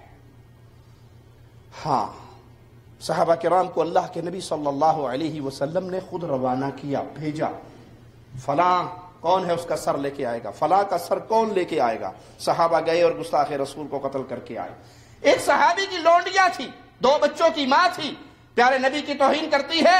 یہ صحابی نابینا ہوتے ہوئے اس کے اوپر چڑھ کے بیٹھ جاتے ہیں اور نیزہ اس کے سینے پہ ایسا مارتے ہیں کہ جب تک وہ ٹھنڈی نہیں ہو جاتی اس کو اسی حالت میں رکھتے ہیں یہاں تک کہ وہ مر جاتی ہے. لوگوں میں چرچا ہوتا ہے، آپ کہتے ہیں کون ہے جس نے یہ کام کیا؟ اس کو میرا جو حق ہے اس کے اوپر، میں اس حق کی بات کرتے ہوئے کہتا ہوں کھڑا ہو. وہ نابینا صحابی کھڑے اور کہ اللہ کے نبی صلی اللہ علیہ وسلم وہ آپ کی توہین کر رہی تھی اور میں آپ کی گستاخی کو برداشت نہ کر سکا. میرے 2 پھول جیسے بیٹوں کی ماں تھی لیکن میں اس کو نہ چھوڑ سکا. آپ نے کہا کوئی 2 چونچے لڑانے والے نہ لڑائیں، میں اس کے خون کو رائے گاں قرار دیتا ہوں. جو محمد کی گستاخی کرتا ہے وہ واجب القتل ہے. لیکن اسلام نے کچھ معاملات عوام کے لیے رکھے ہیں، کچھ معاملات حکمرانوں کے لیے رکھے ہیں. حدود کا نفاذ حاکم وقت کی ذمہ داری ہے. شادی شدہ زانی سنسار کیا جائے گا، کون کرے گا؟ ہر بندہ اٹھ کے کہے کہ اس کو میں نے زنا کرتے ہوئے دیکھا اور پتھر لے کے اسے مارنا شروع کر دے. چور کے ہاتھ کون کاٹے گا؟ کوئی کسی کا ہاتھ پکڑے اور گنڈاسے سے کاٹ دے، چھرے سے کاٹ دے اور کہ جی کیوں کاٹا؟ چوری کر کے بھاگا تھا. اور اسلام میں چور کی سزا ہاتھ کاٹنا ہے. کوئی کسی کو قتل کر دے کو کیوں جی اس نے فلاں مرا پڑا ہے، وہ قاتل تھا اور میں نے اس کے جواب میں قتل کیا ہے، کیونکہ اسلام میں قاتل کی سزا کیا ہے؟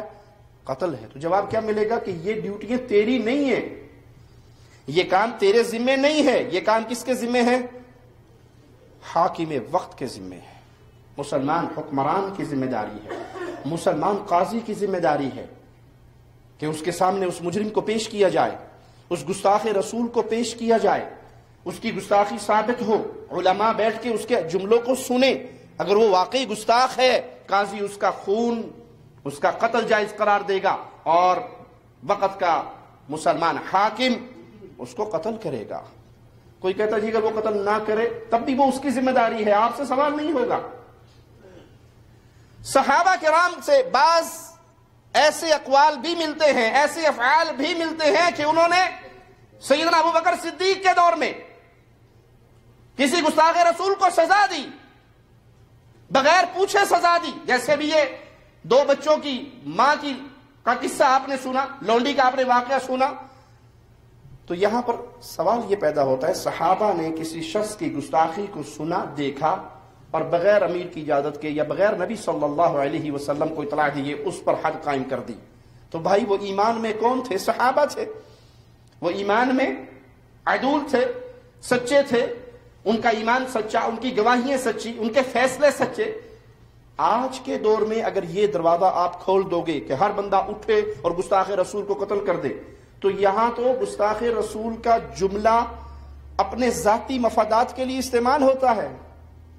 کسی نے کسی سے ادھار لینا، اس طرح کے آپ نے اپنے ملکوں میں درجنوں واقعات دیکھے ہوں گے، کسی نے کسی سے ادھار پیسے لینے، وہ نہیں دے رہا، کیا کرتے ہیں؟ قرآن پاک کی چند اوراق کو جلا کر آتے ہیں اور اس کے گھر کے اوپر رکھ کے لوگوں کے اندر شور کر دیتا ہے یہ توہین رسالت کر رہا ہے، گستاخ رسول ہے، اس نے قرآن پاک کو جلایا ہے، اور پورا گاؤں باہر نکلتا ہے اور انہیں مار مار کے ہلاک کر دیتا ہے۔ ایسے واقعات نہیں ہوئے؟ کیا سیالکوٹ کے وہ 2 حافظ بچوں کی بات بھول گئی جن کی لڑائی کسی بات پہ ہوئی اور ان کو رنگ کوئی اور پہنا کر گھسیٹ گھسیٹ کے مار دیا گیا؟ اگر یہ دروازہ آج کھول دیا جائے کہ ہر بندہ اٹھے اور گستاخ رسول کو قتل کرے، تو بھائی پہلا سوال کہ یہ فیصلہ کون کرے گا؟ اس کا یہ جملہ گستاخی ہے یا نہیں؟ یہ کس عالم سے فتویٰ لیا گیا؟ یہ کس عالم کے سامنے پیش ہوا؟ اس پہ کس قاضی نے یہ فیصلہ دیا کہ ہاں یہ اس کا جملہ توہین رسالت کے زمرے میں آتا ہے؟ یہاں تو انتقام لینے کا آسان ذریعہ ہے۔ فرقہ بندی کا بت اتنا بڑھ چکا ہے، فرقہ واریت کا بت اتنا بڑا ہو کر پوجا جا رہا ہے کہ آج اگر کوئی ایک گروہ دوسرے فرقے میں نہیں ہے، دوسرے فرقے والے کو ایک ہی جملہ یاد ہے، گستاخ رسول۔ میری بات آپ سمجھے جس بات میں کہہ رہا ہوں، اللہ کی فضل سے، اللہ کی توفیق سے، اللہ کی رحمت سے، میں تو انتہائی گناہگار انسان ہوں، اللہ کی رحمت سے، اللہ کے فضل سے دلائل رکھتا ہوں، اور دلائل کی بنیاد پہ جو بات کہتا ہوں اس کے پیچھے ثبوت ہوتے ہیں۔ الیاس قادری صاحب ایک پروگرام کے اندر خود اپنی زبان سے اقرار کرتے ہیں کہ ایک عوام الناس میں سے ایک آدمی ہمارے پاس آیا اور آ کر کہنے لگا، قادری صاحب میرا پورا گاؤں گستاخ رسول ہے۔ اب جب بریلوی کو یہ کہے گا کہ میرا گاؤں گستاخ رسول ہے تو 2 معنی ہو گئے، یا وہ گاؤں دیوبندیوں کا ہے یا وہ گاؤں اہل حدیثوں کا ہے، یا وہ گاؤں دیوبندیوں کا ہے۔ بریلویوں کے نزدیک دیوبندی بھی گستاخ رسول ہے اور اہل حدیث بھی گستاخ رسول ہے۔ اس نے کہا مولانا صاحب میرا پورا گاؤں گستاخ رسول ہے۔ الیاس قادری صاحب کہتے ہیں میں نے اسے کہا کہ اللہ سے ڈر، تیرے گاؤں میں کوئی دودھ پیتا بچہ نہیں ہے، وہ بھی گستاخ رسول ہے۔ تیرے گاؤں میں کوئی 90 سال کی بوڑھی اماں نہیں ہے، وہ بھی گستاخ رسول ہے۔ آج تو گستاخ رسول کے جملے کو اپنی نفسانی خواہشات پورا کرنے کے لیے استعمال کیا جاتا ہے، فرقہ واریت کے بت کی آگ کو ٹھنڈا کرنے کے لیے یہ جملے استعمال ہوتے ہیں۔ دیوبندی بریلوی پہ فتویٰ لگاتا ہے، بریلوی اہل حدیث پہ لگاتا ہے، شیعہ سب پہ لگاتا ہے، سب شیعوں پہ لگاتے ہیں۔ یہاں تو فرقہ واریت کی جنگ ہے، ہر گروہ دوسرے گروہ کو گستاخ رسول سمجھتا ہے، ہر پارٹی دوسری پارٹی کو گستاخ رسول سمجھتی ہے۔ اگر یہ اختیار عوام کو دے دیا جائے کہ ہر کوئی اٹھے اور گستاخ رسول کو قتل کرے تو پھر خانہ جنگی نہیں ہو جائے گی ملک کے اندر؟ یہ عوام کا اختیار نہیں۔ ممتاز قادری صاحب نے جو کیا وہ ایک شخص تھا عوام میں سے، نہ معاملہ قاضی کے پاس پیش ہوا، نہ معاملہ جج کے پاس پیش ہوا، نہ معاملہ حاکم وقت کے پاس پیش ہوا، اٹھے اور اس نے وہ کام کر دکھایا۔ اور پھر مولویوں کو شے مل گئی۔ کوکب نورانی قادری صاحب کی پارٹی کا ایک مولوی وہ اہل حدیث اور دیوبندیوں دونوں کو دھمکی دیتے ہوئے کہتا ہے کہ قادری کے جنازے میں وہ بھی آئے تھے جو خود گستاخ رسول ہیں، اور دوسرے بھی آ گئے جو خود گستاخیاں کرتے ہیں، وہ بھی پہنچ گئے ٹھیکیدار بن کے. سن لیں، وہ ان کو بھی کان ہو جانے چاہیے. سنی اب جاگ رہے ہیں اور اللہ ان کو جگائے رکھے. انا للہ و انا الیہ راجعون. قادری کے جنازے میں وہ بھی آئے جو خود گستاخ رسول ہیں. کئی اہل حدیث مولوی بھی گئے، اللہ ان کو ہدایت دے، اور کئی دیوبندی مولوی بھی گئے. اب اس نے کہا کہ خیال رکھنا جنازے میں آنے سے کچھ نہیں ہوتا، سنی قوم جاگ گئی، تمہاری باری بھی آنے والی ہے. کیا معنی؟ یہ دھمکیاں نہیں ہیں کہ اب سنی قوم جاگ گئی ہے، ہر گھر سے ممتاز قادری نکلے گا اور ہر گستاخ رسول کو مار دے گا.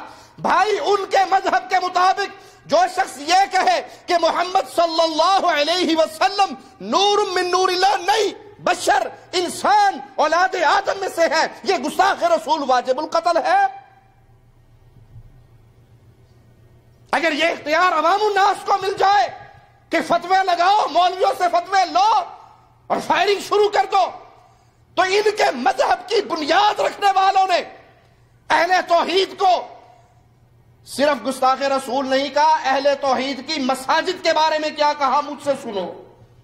احمد رضا خان بریلوی، ملفوظات احمد رضا میں ان سے سوال ہوتا ہے کہ وہابیوں کی مسجد کے بارے میں آپ کا کیا خیال ہے؟ جواب میں خان صاحب فرماتے ہیں کافروں کے گھر کی مانند ہے، مثل بیت کفار کے ہے وہابیوں کی مسجد. وہابیوں کی مسجد کفار کے گھر کی مانند ہے. یہ ابھی 1 مہینہ پہلے بلوچستان میں اللہ ہمارے شیخ ابو تراب امیر مرکزی جمعیت اہل حدیث، سینئر نائب امیر ہے مرکزی جمعیت اہل حدیث پاکستان کے، ان پہ رحمت فرمائے. وہ مسجد بنا رہے بلوچستان میں، اور اسی طرح کے فتوے قادری صاحب کی کتابوں سے پڑھ کر، اپنے مولویوں سے سن کر، پنج پیریوں سے سن کر لوگ آئے اور آ کے ان کی مسجد پہ بارود فٹ کر کے دھماکے سے اڑا دی. یہ مانسیرا کے قریب ہمارے شیخ عمر خطاب حفظہ اللہ، جنہوں نے اپنی جیب سے، اپنی ذاتی پیسے سے مسجد بنائی، مانسیرا کے قریب ایک گاؤں میں مولویوں کے فتوے سن کے لوگ آئے، مسجد کو جلا کے راکھ کر دیا. یہ حیدرآباد کے قریب منا بھائی ہمارے اس درس میں آتے ہیں اکثر، اور اللہ کی رحمت سے اس درس میں آنے کے بعد ان کے دل میں شوق پیدا ہوا. میں نے درخواست دی کہ اپنے علاقے میں مسجد بنائیے، اللہ کا گھر بنائیے. انہوں نے مجھے وہ تصویریں اور ویڈیو لا کے دکھائی کہ شیخ آپ کے کہنے پہ الحمدللہ میں نے اپنی ذاتی زمین پہ کسی سے 1 ریال 1 روپیہ چندہ نہیں لیا، اپنی جیب کے پیسے سے مسجد بنائی، اور اہل بدعت اور اہل شرک کھڑے ہوئے اور مسجد کو آگ لگا دی. یہ مانسیرا کی مسجد میں قرآن شہید ہوئے. یہ بلوچستان کی مسجد جو اللہ کا گھر بن رہا تھا، انہی مولویوں کے فتووں سے اس کو جلایا گیا، دھماکوں سے اڑایا گیا. یہ فتنہ نہیں ہے کہ آپ جس کو مرضی اختیار دے دیں. ان سے کہا گیا احمد رضا خان بریلوی صاحب سے کہ اچھا ٹھیک ہے، وہابیوں کی مسجد تو کافروں کے گھر کی طرح ہے، اس مسجد میں اگر اذان ہو، کہا نہ مسجد کا کوئی احترام ہے نہ اذان کا کوئی احترام ہے. ہاں جب اذان میں تو محمد صلی اللہ علیہ وسلم پیارے حبیب کا نام سنو، اشہد ان محمد رسول، اس وقت صلی اللہ علیہ وسلم کہہ دیا کرو، وگرنہ نہ ان کی مسجد نہ ان کا. جب یہ فتویٰ عوام پڑھے گی، مدنی چینل پہ سنے گی، سبز طوطوں سے، سبز پگڑی والے بابوں سے سنے گی، تو نتیجہ کیا نکلے گا؟ ہر بندہ دوسرے پہ بندوق نہیں تان لے گا. تو پاک وطن کا کیا بنے گا؟ یہی جنگ جاری رہے گی، وہ گستاخ وہ گستاخ. کوئی قانون نہیں ہے. اسلام اس طرح کی تبلیغ نہیں کرتا، اس طرح کا پیغام نہیں دیتا. حدود کا نفاذ مسلمان حاکم کے ہاتھ میں ہے. لیکن آج تو مولویوں نے ممتاز قادری کے اس فعل کو سامنے رکھ کے اہل توحید کو دھمکی دینی شروع کر دی کہ ہمارے سنی جاگ گئے، بس اب باری ہے تم سب کی. تو یہ فتنے کا دروازہ ہے، اس میں کوئی شک نہیں. کوئی ہماری گفتگو کو اور رنگ نہ دے. گستاخ رسول کی سزا شریعت محمدیہ میں قتل ہے، کوئی دو رائے نہیں، فائنل بات ہے. اس کو دھرتی پہ جینے کا حق نہیں رہتا. لیکن یہ فیصلہ کون کرے گا؟ کہ اس کا یہ جملہ گستاخی ہے یا نہیں، یہ علماء فیصلہ کریں گے، یہ قاضی فیصلہ کرے گا، اور اس کا نفاذ عوام الناس کے ہاتھ میں نہیں ہوگا، اس کا نفاذ حاکم وقت کے ہاتھ میں ہوگا۔ اس کی سزا اگر وہ نافذ نہیں کرتا، اس کا مجرم بھی وہ حاکم وقت ہوگا، اللہ کے ہاں وہی جواب دہ ہوگا۔ کیا واجب القتل کو قتل کیا جائے تو قصاصاً اس کو قتل کیا جائے گا؟ واجب القتل کو قتل کرنا حاکم وقت کی ذمہ داری ہے۔ ان الحمد للہ نحمده ونستعینه ونستغفره ونعوذ بالله من شرور انفسنا ومن سیئات اعمالنا من يهده الله فلا مضل له لا اله الا الله وحده لا شريك له واشهد ان محمدا عبده ورسوله اما بعد فان خير الحديث كتاب الله وخير الهدي هدي محمد صلى الله عليه وسلم وشر الأمور محدثاتها وكل محدثة بدعة وكل بدعة ضلالة وكل ضلالة في النار أعوذ بالله من الشيطان الرجيم بسم الله الرحمن الرحيم قل هو الله أحد الله الصمد لم يلد ولم يولد ولم يكن له كفوا أحد۔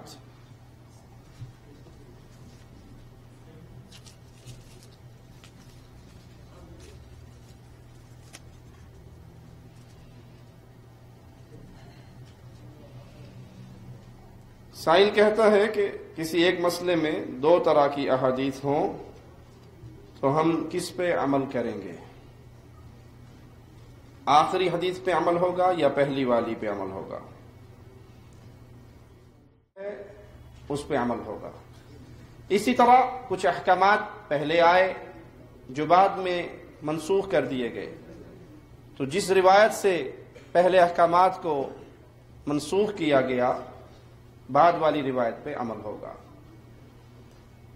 سائل کہتا ہے کہ آپ کے بیان کیا باقی فرقے والے لوگ بھی سن سکتے ہیں؟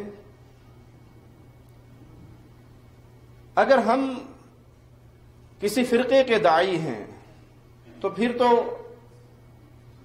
وہی گروہ ہمیں سنے جس گروہ کے ہم داعی ہیں۔ حقیقت یہ ہے کہ اہل الحدیث کوئی فرقہ نہیں ہے، اہل الحدیث کوئی گروہ اور پارٹی نہیں ہے، یہ صحیح اسلام کا دوسرا نام ہے۔